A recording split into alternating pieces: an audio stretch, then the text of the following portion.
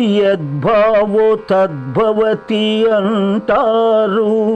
మనమేదనుకుంటే అది అవుతుందని. యద్భావో తద్భవతి అంటారు. మనమేదనుకుంటే అది అవుతుందని.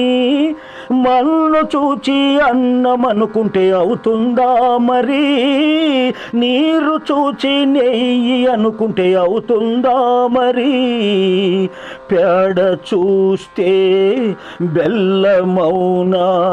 ఉన్నది పోదు, లేనిది రాదు ఓ జీవుడా.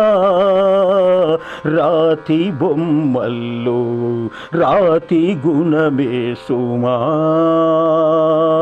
దేవుడే ఇచ్చాడు వేదాలను.